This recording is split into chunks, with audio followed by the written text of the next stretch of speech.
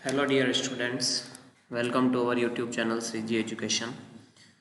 आज हम लेके आए हैं क्लास 12th फिज़िक्स के पूरी बुक के इम्पोर्टेंट डेरिवेशंस है उनको। इस सीरीज़ में हम कुछ चैप्टर के इम्पोर्टेंट डेरिवेशन करेंगे जो आपके एग्ज़ाम पॉइंट ऑफ व्यू से वेरी वेरी इम्पोर्टेंट है।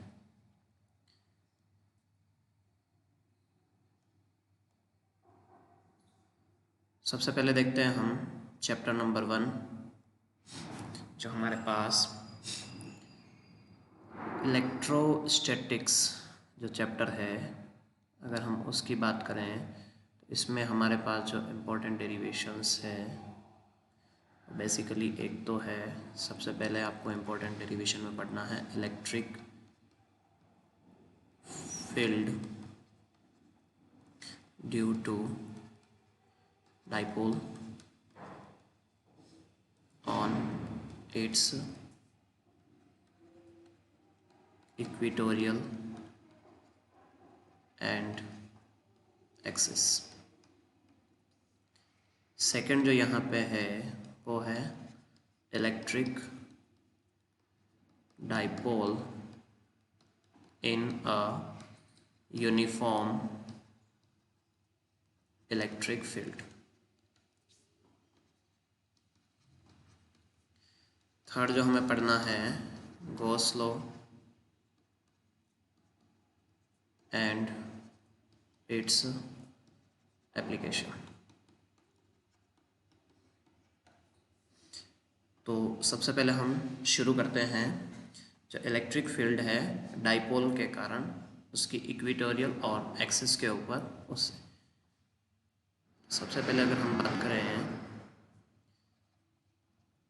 Electric field due to dipole,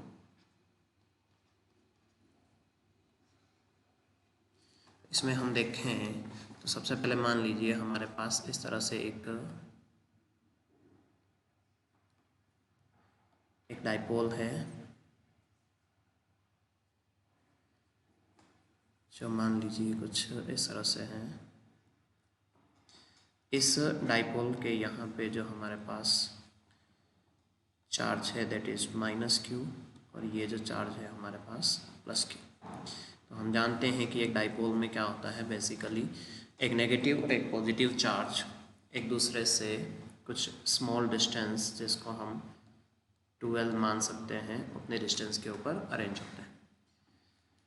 तो यहाँ पे हमारे पास एक चार्ज है -q और एक चार्ज है +q। सपोज हम अगर इस डाइपोल के एक्सिस के ऊपर इलेक्ट्रिक फील्ड निकालना चाहते हैं, मान लीजिए ये कोई पॉइंट है P जहाँ पे हमें इलेक्ट्रिक फील्ड निकालना।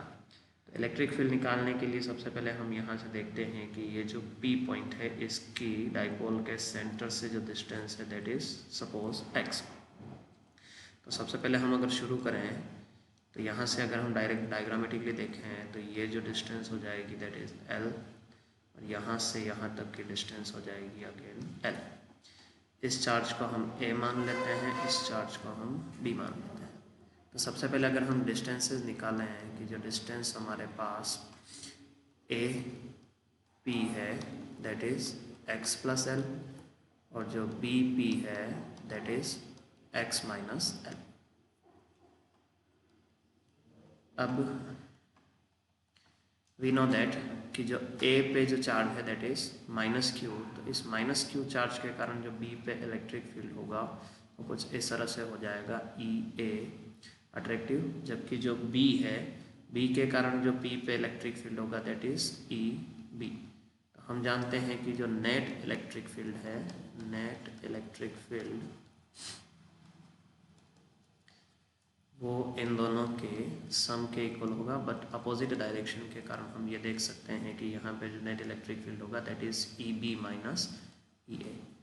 अब वी नो दैट कि एक पॉइंट चार्ज के कारण जो इलेक्ट्रिक फील्ड होता है that is KQ divided by distance का स्क्वायर। तो यहाँ पे अगर हम देखें तो B और P के लिए जो हमारे डिस्टेंस है दैट इज़ x - L का स्क्वायर माइनस, इसी तरह से अगर हम EA की बात करें तो EA हमारे पास हो जाएगा KQ divided by x plus L का होल स्क्वायर। अब इन दोनों में अगर हम देखें तो यहाँ पे हमारे पास के क्यूब कॉमन हो जाएगा, इसको हम लिख सकते हैं एक्स माइनस एल का whole square minus 1/x plus L का होल स्क्वायर। अब यहाँ पे अगर हम इसको सोल्व करें तो सोल्व करने पर जो एलसीएम है हमारे पास that will be X minus L का स्क्वायर और एक्स प्लस एल का स्क्वायर। यहाँ पे अगर हम x माइनस एल को इससे डिवाइड करें तो यहाँ बच जाएगा x प्लस एल का whole square minus x minus L का होल स्क्वायर। इसको अगर हम फर्दर सोल्व करें तो जो प्रीवियस इक्वेशन थी हमारे पास that is E is equal to k cube divided by k cube bracket x plus L का whole square minus x minus L का होल स्क्वायर था हमारे पास x प्लस एल का whole square minus x minus L का whole square. तो अगर हम होल स्क्वायर को सॉल्व करें तो that will be x square plus 2xl plus L square. यहाँ पे अगर हम इसको सॉल्व करें तो ये हो जाएगा एक्स स्क्वायर माइनस 2lx या xl plus L square divided by x square minus L square का होल स्क्वायर। यहाँ जो हमने फॉर्मूला यूज़ किया है that is a plus b a minus b is equal to a square minus b square. अब इसको अगर हम आगे और देखें तो ये हो जाएगा के Q square x square plus 2xl plus L square minus x square plus 2lx या xl minus L square.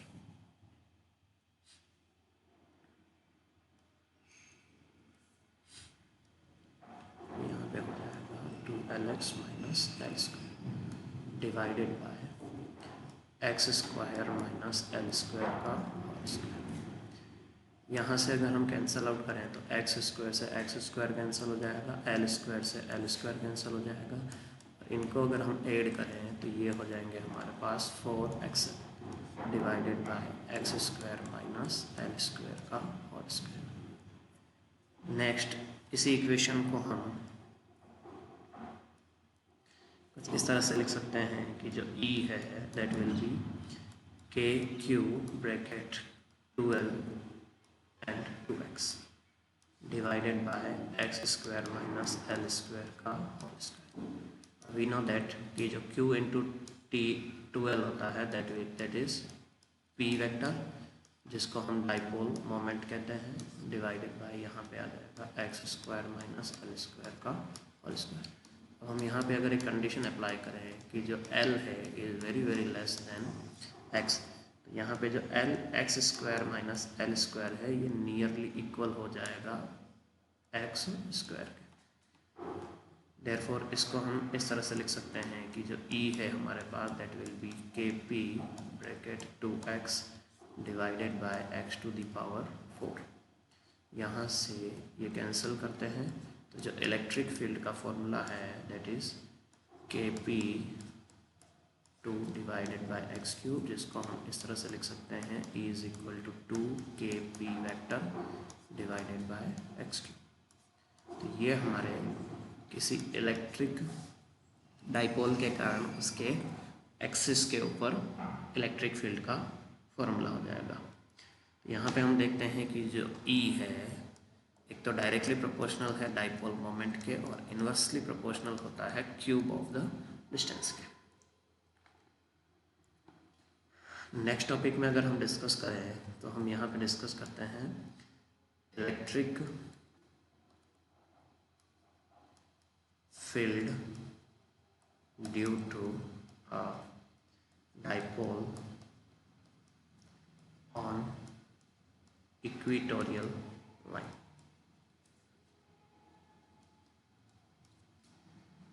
Equatorial के ऊपर हम इलेक्ट्रिक फील्ड किस तरह से निकाल सकते हैं उसकी हम अगर डेरिवेशन देखें तो मान लीजिए कि हमारे पास इस तरह से एक डाइपोल है, मान लीजिए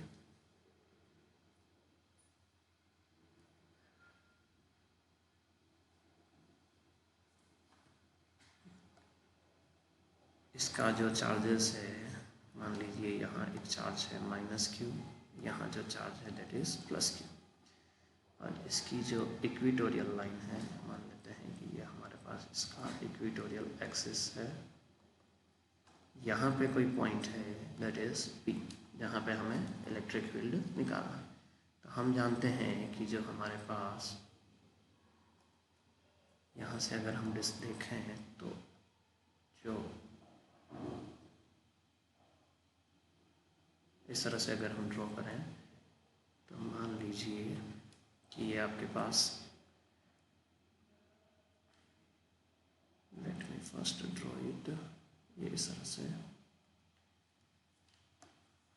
तो इस डायग्राम में अगर हम देखें तो यहाँ पे हमें देखने को मिल रहा है कि ये जो नेगेटिव चार्ज है Q, ये यहाँ पे एक, इसके कारण जो इलेक्ट्रिक फील्ड है दैट इज़ EA, जो कि इस तरफ है अट्रैक्टिव, जबकि जो यहाँ पे ये पॉजिटिव चार्ज है BA और ये है अपने पास B, तो B पे जो चार्ज है पॉजिटिव, उसके कारण यहाँ पे जो इलेक्ट्रिक फील्ड है दैट में भी EB।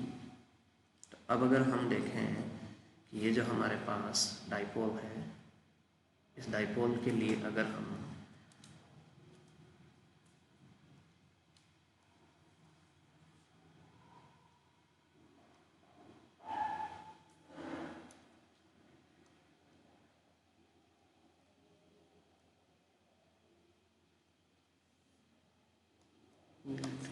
just erase it first.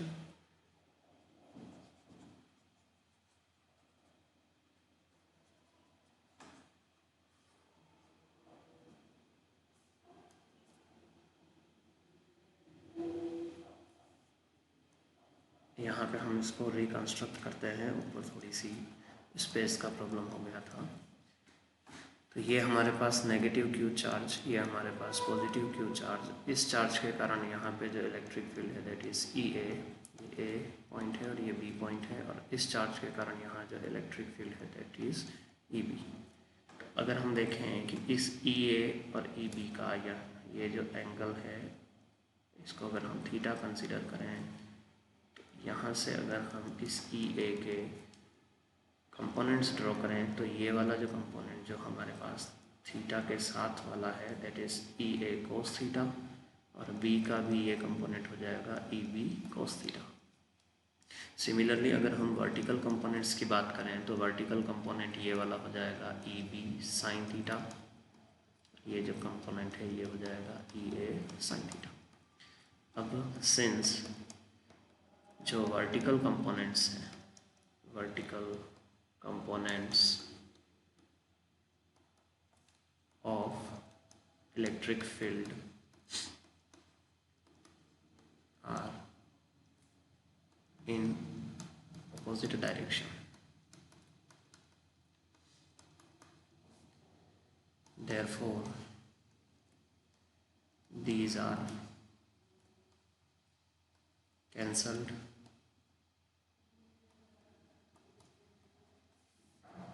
hence the net electric field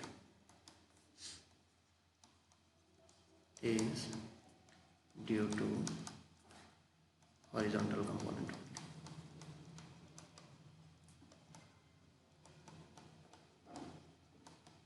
तो इस वाली कंडीशन में अगर हम देखें तो जो नेट इलेक्ट्रिक फील्ड है हमारे पास वो केवल हॉरिजॉन्टल कंपोनेंट के कारण होगा। देन जो हॉरिजॉन्टल कंपोनेंट है वो अगर ऐड करें तो हम देखते हैं कि जो इलेक्ट्रिक फील्ड का फॉर्मूला है that is EA cos theta plus EB cos theta. Since दोनों चार्ज इक्वल है और दोनों चार्जेस की P से डिस्टेंस भी इक्वल है, देयरफॉर हम कह सकते हैं कि जो EA है वो EB के इक्वल होता है, और उसकी जो वैल्यू होती है दैट इज़, हम अगर इसको कंसिडर कर लें एक बार के लिए R, तो EA EB इक्वल होते हैं, और ये जो इक्वल होती है KQ/R² के। तो इन दोनों को अगर हम ऐड करें तो यहाँ आ जाएगा 2EA कोस थीटा, और इसकी वैल्यू अगर हम सब्स्टिट्यूट करें तो KQ/R² इंटू कोस थीटा। अब हम अगर इस डायग्राम में देखें तो यहाँ से अगर हम कोस थीटा कैलकुलेट करना चाहें तो ये एंगल अपने पास थीटा है, यहाँ से यहाँ तक की ये डिस्टेंस एल है, तो कॉस थीटा यहाँ हम लिख सकते हैं कि that must be perpendicular by hypotenuse, तो ये आ जाएगा एल अपॉन में ए पी, और ए पी जो डिस्टेंस है उसको भी हमने मान लीजिए आर कंसिडर कर रखा है, और यहाँ ये जो आर की वैल्यू है आर इज इक्वल टू हो जाएगा परपेंडिकुलर का स्क्वायर प्लस बेस का square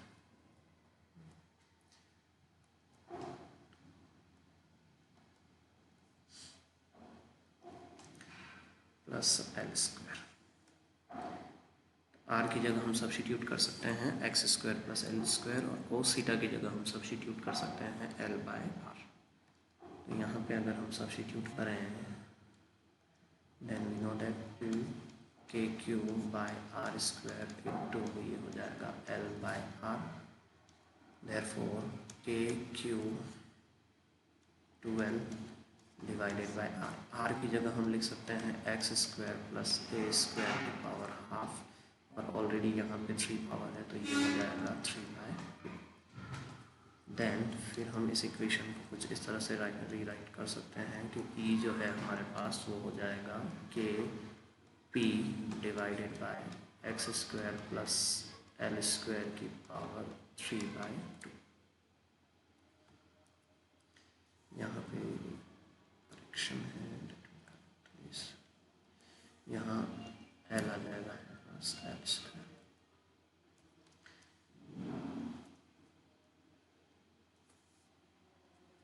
x square plus L square. यहाँ पे भी वही कंडीशन अगर हम लगाएं कि since l is very very less than x,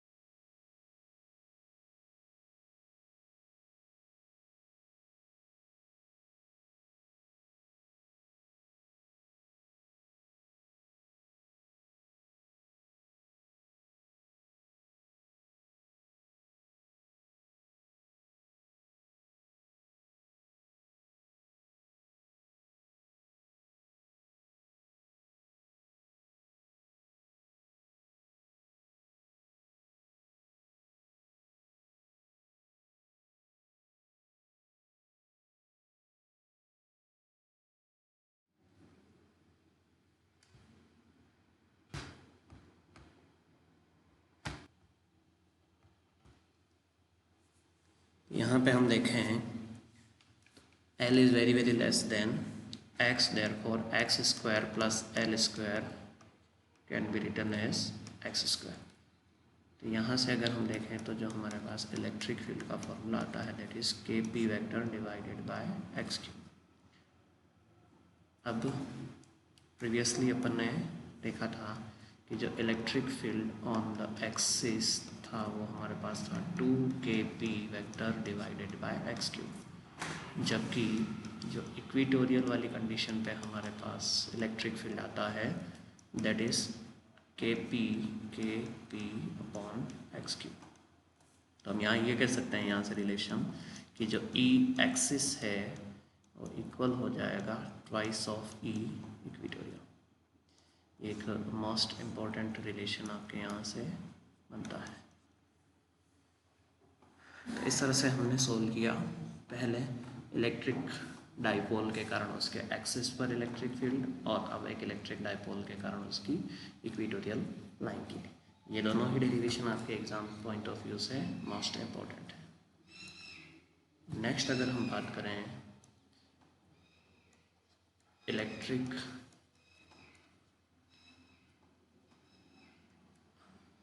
dipole in a uniform electric field। एक यूनिफॉर्म इलेक्ट्रिक फील्ड में मान लीजिए आपने एक डाइपोल को रखा, मान लीजिए कि आपके पास कुछ इस तरह से एक यूनिफॉर्म इलेक्ट्रिक फील्ड है।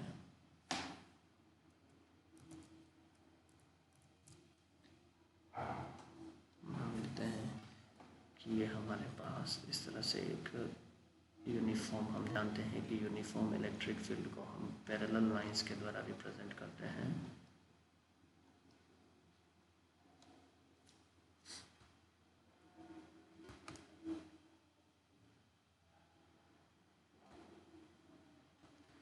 तो मान लीजिए ये अपने पास एक यूनिफॉर्म इलेक्ट्रिक फील्ड है।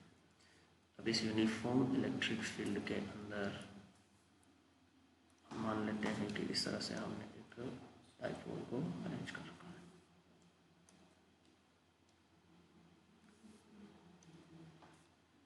इस तरह से मान लेते हैं कि ये अपने पास एक डाइपोल है जो एक यूनिफॉर्म इलेक्ट्रिक फील्ड में रखा हुआ है।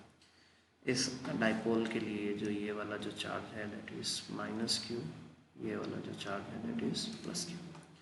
अब हम जानते हैं कि इलेक्ट्रिक फील्ड की डायरेक्शन कुछ इस तरह से है। इन दोनों चार्जेस के ऊपर जो इलेक्ट्रिक फोर्स होगा that will be in opposite direction. तो अब since the force on each charge is equal and opposite,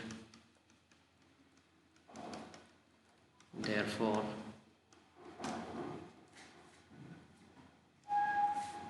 the net force is 0, but it experience a torque. जबकि ये जो डाइपोल है ये एक टॉर्क एक्सपीरियंस करता है। टॉर्क एक्सपीरियंस करता है तो टॉर्क निकालने के लिए वी नो दैट ये जो टॉर्क है, टॉर्क को हम इस तरह से लिख सकते हैं, torque is force multiplied with perpendicular distance between forces, यानी दोनों फोर्सेस के बीच की जो परपेंडिकुलर डिस्टेंस है उनका प्रोडक्ट होता है। वी नो दैट कि जब किसी चार्ज को इलेक्ट्रिक फील्ड में रखा जाता है तो उस पर लगने वाला फोर्स होता है QE, और यहाँ पे हमें परपेंडिकुलर डिस्टेंस निकाल।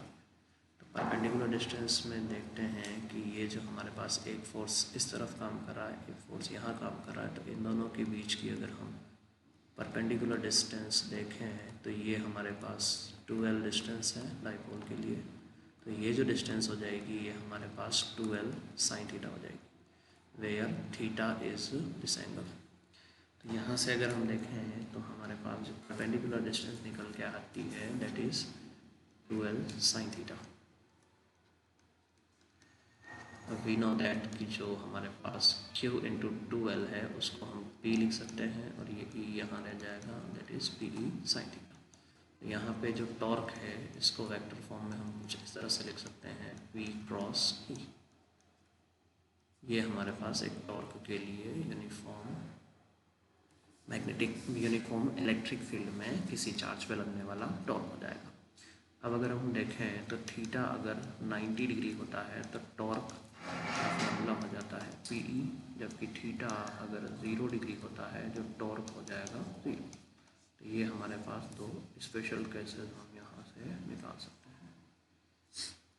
तो इस तरह से हमने देखा कि जब एक किसी इलेक्ट्रिक डाइपोल को यूनिफॉर्म इलेक्ट्रिक फील्ड में रखते हैं तो किस तरह से टॉर्क एक्सपीरियंस करता है।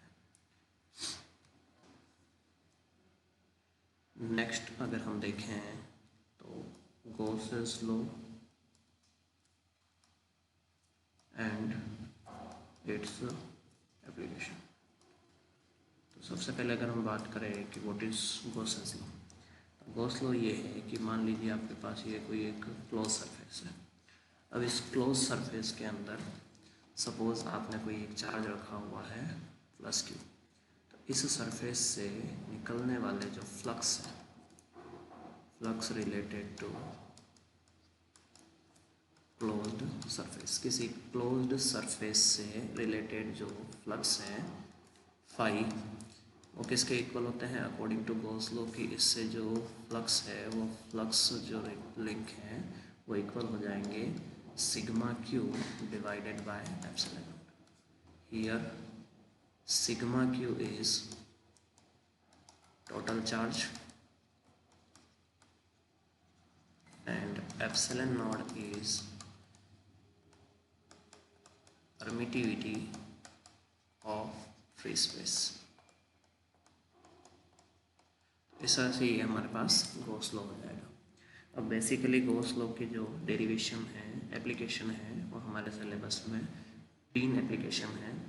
फर्स्ट जो हमारे पास एप्लीकेशन है वो है इलेक्ट्रिक फील्ड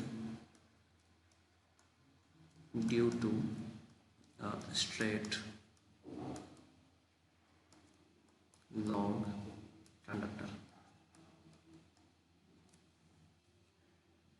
जो फर्स्ट एप्लीकेशन हमारे पास है वो है कि मान लीजिए आपके पास ये एक स्ट्रेट लॉन्ग कंडक्टर है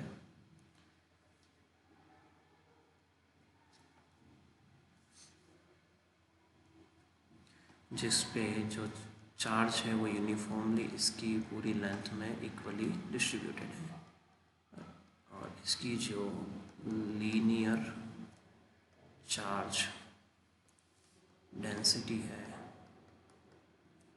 लैम्डा वो हो जाएगा Q बाय L। तो यहाँ से अगर हम देखें तो Q जो है वो हमारे पास क्या हो जाएगा लैम्डा L।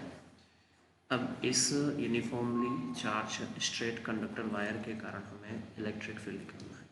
मान लीजिए इससे r डिस्टेंस के ऊपर कोई पॉइंट है जहाँ पे हमें इलेक्ट्रिक फील्ड निकालना है। तो इलेक्ट्रिक फील्ड निकालने के लिए हम यहाँ पे एक गॉसियन सरफेस इमेजिन करते हैं which is a cylindrical surface.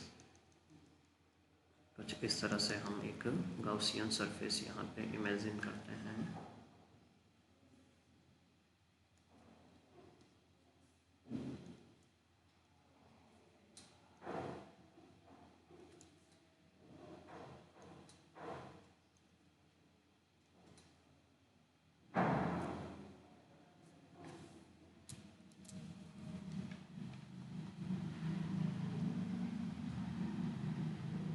इस तरह से हमने एक गॉसियन सरफेस इमेजिन की। अब इस गॉसियन सरफेस के बेसिकली हमारे पास 3 सरफेसेस हो जाएगी S1, S2 और S3। यहाँ पे मान लेते हैं कि हम एक छोटा सा क्रॉस सेक्शनल एरिया ले लेते हैं DS। तीनों ही सरफेसेस के लिए एक क्रॉस सेक्शनल एरिया ले लेते हैं DS। इस सरफेस के लिए अगर हम टोटल फ्लक्स निकालें तो जो टोटल फ्लक्स होगा that is phi is equal to integration of E dot dA। ये हमारे पास टोटल फ्लक्स का फॉर्मूला होता है। अब अगर हम इसको अप्लाई करें फॉर तीनों सरफेसेस के लिए अलग अलग, तो यहाँ पे अगर हम देखें तो फर्स्ट सरफेस के लिए E dot dA, similarly second surface के लिए E dot dA, similarly third surface के लिए जो हमारा फॉर्मूला हो जाएगा E डॉट डी। तो यहाँ पे हम अगर डायग्रामेटिकली देखें तो जो S1 सरफेस है उसके लिए इलेक्ट्रिक फील्ड और एरिया वेक्टर की डायरेक्शन सेम है, जबकि यहाँ पे S2 सरफेस के लिए जो S3 और S2 सरफेस के लिए जो एरिया वेक्टर और इलेक्ट्रिक फील्ड है वो परपेंडिकुलर है। यहाँ पे एरिया वेक्टर कुछ इस तरह से है और इलेक्ट्रिक फील्ड की डायरेक्शन इस तरह से है।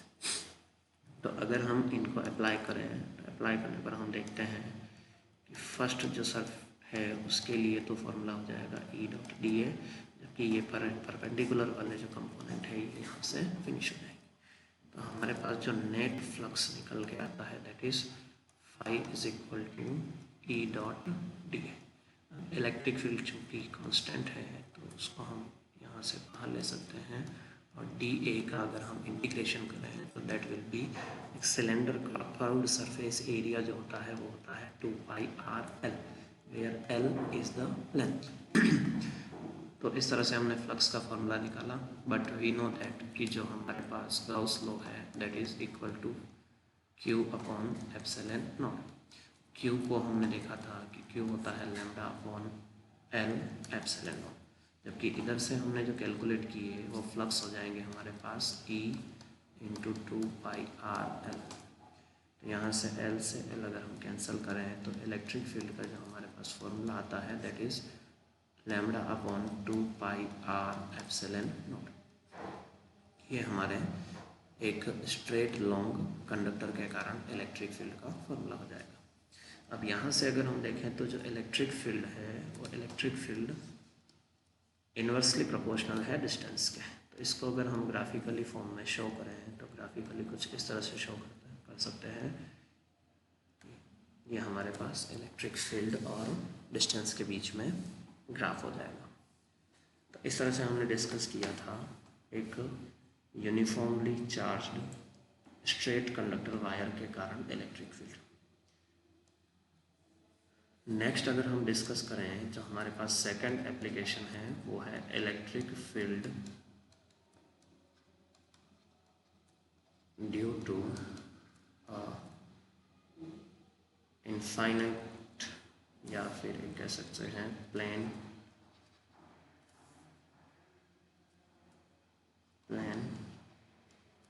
शीट। एक चार्ज्ड प्लेन शीट के कारण हम अगर इलेक्ट्रिक फील्ड की बात करें तो उसके लिए जब हम अगर कैलकुलेट करें तो मान लेते हैं कि हमारे पास ये एक यूनिफॉर्मली चार्ज्ड स्फेरिकल शीट है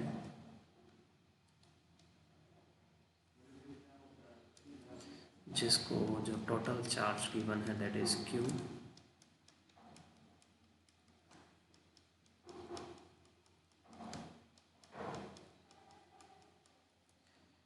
अब इसके लिए जो सरफेस चार्ज डेंसिटी है दैट इज सिग्मा, और सिग्मा जो होता है वो होता है Q/A।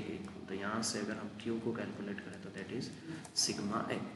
अब इसके कारण हमें इलेक्ट्रिक फील्ड में कैलकुलेट करना है तो हम इस तरह से एक सिलेंड्रिकल गॉसियन सरफेस इमेजिन करते हैं। इस सिलेंड्रिकल गॉसियन सरफेस के भी तीन सरफेसेस हैं S1, S2 and S3। Similarly इस तरह से प्रीवियस में हमने देखा यहाँ पे भी अगर हम एरिया वेक्टर देखें और इलेक्ट्रिक फील्ड की डायरेक्शन देखें तो S1 सरफेस के लिए दोनों सेम डायरेक्शन में है। स्मॉल क्रॉस सेक्शन S2 के लिए लें तो यहाँ पे इलेक्ट्रिक फील्ड और एरिया वेक्टर परपेंडिकुलर है, जबकि S3 के लिए इलेक्ट्रिक फील्ड और एरिया वेक्टर सिमिलर डायरेक्शन है। तो अगर हम यहाँ पे फ्लक्स कैलकुलेट करें तो जो फ्लक्स है हमारे पास वो हो जाएंगे S1 के लिए E.dA, इसी तरह से S2 के लिए E.dA और S3 के लिए E.dA। अब हम देखते हैं यहाँ पे कि जो S2 सरफेस है उसमें दोनों परपेंडिकुलर है तो ये हमारे पास यहाँ कैंसिल हो जाएगा, और जो S1 और S3 सरफेस है उनके लिए जो इलेक्ट्रिक फील्ड है वो ऐड हो जाएगा। तो यहाँ पे जो इलेक्ट्रिक फील्ड हो जाएगा दैट इज़ 2E.D। यहाँ पे ये एंगल 90 है इसलिए S2 सरफेस को हमने कैंसिल किया। अब फ्लक्स अगर हम कैलकुलेट करें तो 2E और DA का अगर हम इंटीग्रेशन करें तो that will B A। Next अगर हम देखें कि जो हमारे पास गॉस लॉ है क्या है, गॉसेस लॉ, वो हमारे पास हो जाएगा कि जो फाई है वो Q/ε0 के इक्वल होता है, और Q जो है हमारे पास that is sigma A divided by ε0। और प्रीवियसली हमने कैलकुलेट किया है कि जो हमारे पास फ्लक्स है दैट इज 2EA। तो यहाँ से A से अगर हम कैलकुलेट करें तो इलेक्ट्रिक फील्ड जो हमारे पास निकल के आता है दैट इज सिग्मा/2ε। और इसमें अगर हम रिलेशन देखें तो इलेक्ट्रिक फील्ड डिस्टेंस पे डिपेंड नहीं करता है, तो यहाँ पे इलेक्ट्रिक फील्ड और डिस्टेंस के बीच में जो ग्राफ हो जाएगा that is a linear straight line. तो इस तरह से हमने देखा कि एक चार्ज प्लेन शीट के कारण जो इलेक्ट्रिक फील्ड होता है वो इस तरह से होता है। उसका फॉर्मूला हो जाएगा सिग्मा/2ε0। नेक्स्ट अगर हम बात करें लास्ट जो है हमारे पास थर्ड एप्लीकेशन वो है electric field due to spherical shell. किसी स्पेरिकल शेल के कारण इलेक्ट्रिक फील्ड। मान लीजिए कि ये आपके पास एक स्पेरिकल शेल है,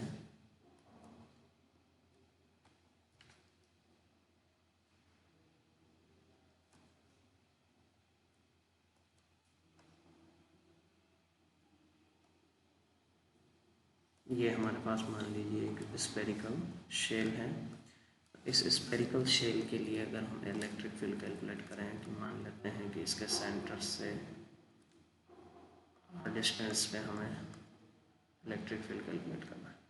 तो इलेक्ट्रिक फील्ड कैलकुलेट करने के लिए यहाँ अगर हम देखें तो इस तरफ जो इलेक्ट्रिक फील्ड है वो कुछ इस तरह से हो जाएगा, और यहाँ से अगर हम एरिया वेक्टर देखें तो एरिया वेक्टर की डायरेक्शन भी सिमिलरली उसी डायरेक्शन में हो जाएगी। तो वी नो दैट कि जो फ्लक्स है, फ्लक्स का फॉर्मूला होता है हमारे पास E.dA, और स्पेरिकल सरफेस के लिए अगर हम निकालना है तो ये हमारे पास हो जाएगा इंटीग्रेशन ऑफ E.dA कोस 0, क्योंकि इसमें जो ऑलवेज जो इलेक्ट्रिक फील्ड है और एरिया वेक्टर है वो हमेशा ही एक दूसरे के सिमिलर डायरेक्शन में होंगे। यहाँ से अगर हम E कैलकुलेट करें, dA का इंटीग्रेशन करें तो एक स्पेरिकल शेल के लिए जो एरिया हो जाएगा that is 4πr²। But we know that कि जो फ्लक्स है, फ्लक्स किसके इक्वल होता है, Q/ε0 के। तो यहाँ से अगर हम कैलकुलेट करें तो जो electric field 4πr² equal to हो जाएगा Q/ε0। यहाँ से जो इलेक्ट्रिक फील्ड का हमारे पास फॉर्मूला निकल के आता है that is E is equal to Q/4πr²। ये हमारा किसी स्पेरिकल शेल के कारण आउटसाइड किसी पॉइंट पर इलेक्ट्रिक फील्ड हो जाएगा। अगर हम बात करें कि ये जो पॉइंट अगर हम सरफेस पे कंसिडर करें एट सरफेस, तो सरफेस के लिए वी नो दैट कि जो R है वो इक्वल हो जाएगा कैपिटल R के। Here capital R is the radius. तो इलेक्ट्रिक फील्ड का हमारे पास फॉर्मूला हो जाएगा Q/4πr²ε0। सिमिलरली अगर हम इनसाइड की बात करें कि जो इनसाइड में कोई पॉइंट है यानी R is less than capital R, तो वहाँ पे इलेक्ट्रिक फील्ड जो होगा वो 0 होगा, बिकॉज ऑल द चार्ज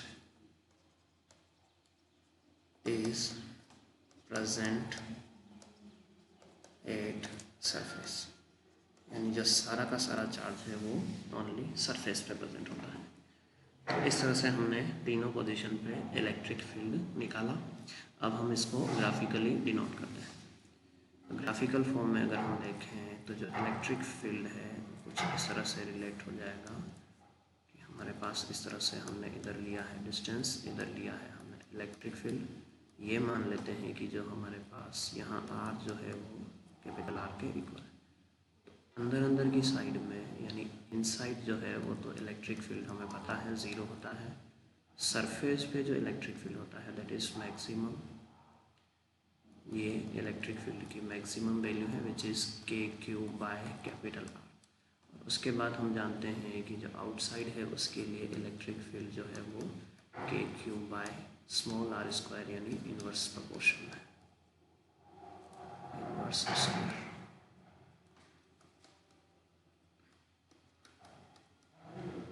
इस तरह से हमने एक इलेक्ट्रिक चार्ज्ड स्पेरिकल शेल के कारण इलेक्ट्रिक फील्ड इसके इनसाइड, आउटसाइड तथा सरफेस पे कैलकुलेट किया। इस वीडियो में हमने डिस्कस की है चैप्टर 1 की जो इम्पोर्टेंट डेरिवेशन है वो। इसी तरह से नेक्स्ट वीडियो में हम डिस्कस करेंगे चैप्टर 2 की जो इम्पोर्टेंट डेरिवेशंस है जो एग्ज़ाम पॉइंट ऑफ व्यू से वेरी इम्पोर्टेंट है, उनके बारे में। आप सभी को आपके एग्ज़ाम के लिए ऑल द